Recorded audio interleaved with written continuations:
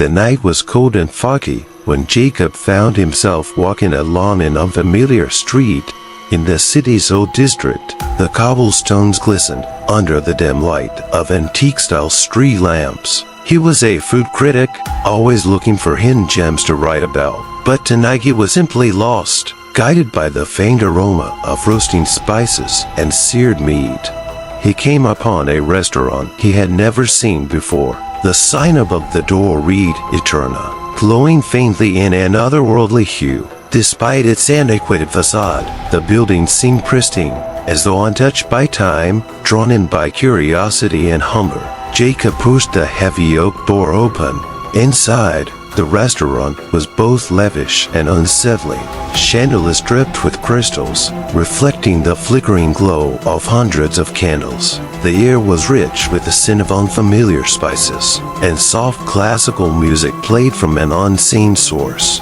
A host appeared almost immediately, a tall man dressed in an old-fashioned tuxedo. His smile was polite but cold. "Welcome to Eterna? A table for one?" he asked in a voice as smooth as silk. Before Jacob could respond, he was ushered to a corner table. The other patrons were an eclectic mix, some dressed in fine, vintage clothing, others in modern attire. They all seemed deeply engrossed in their meals, barely acknowledging Jacob as it passed. The menu was peculiar. It offered no descriptions, just single-word names: remembrance, long name, regret, and ecstasy. Jacob hesitated, unsure of what to order. A waiter appeared, carrying a silver tray with a glass of crimson wine. "On the house," the waiter said, his voice unnervingly monotone. Jacob took a sip, and a strange warmth spread through his body, making him feel lightheaded. He decided to order remembrance, intrigued by its enigmatic name. When the dish arrived, it was a simple plate of roast chicken with herbs. Yet the aroma was intoxicating. The first bite sent a shock through Jacob's mind. Suddenly, he was a child again, sitting at his grandmother's kitchen table. He could hear her humming, feel the warmth of her hand on his cheek, and taste the exact same dish she used to make. Tears welled up in his eyes as the memory faded, leaving him breathless. Looking around, he noticed other diners reacting similarly to their meals and weeping, others laughing hysterically, and a few sitting in stunned silence. Jacob decided to try another dish. Regret. The waiter's expression didn't change as he took the order, but Jacob thought he caught a glimmer of something better, perhaps.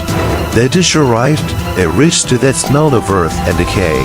The moment he tasted it, he was overwhelmed by a memory he had buried deep, a car accident from years ago.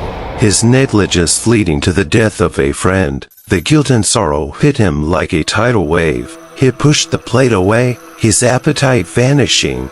He noticed something else now. The other patrons seemed off.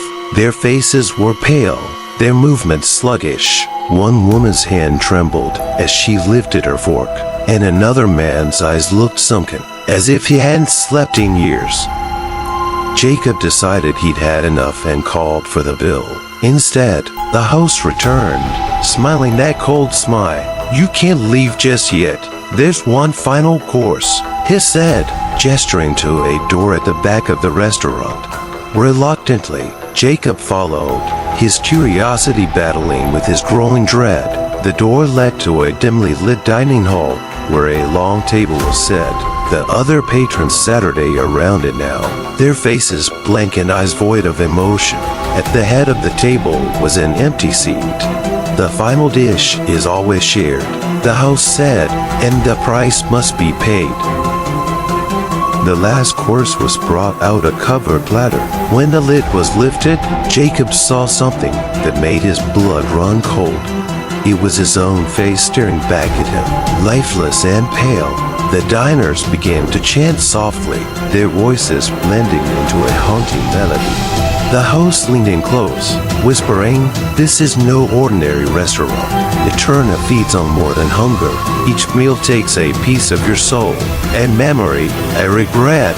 And now, you belong to us." Jacob tried to run, but his body felt heavy. as though the very life was being drained from him. The last thing he saw before darkness consumed him was the diners standing, their faces transforming into hollow white specters. Weeks later, a new food critic wandered down the same foggy street, drawn by the aroma of roasting spices. The sign above the door glowed faintly, Eterna. Inside, the host greeted them with a polite but cold smile. "Welcome to Eterna, a table for one,"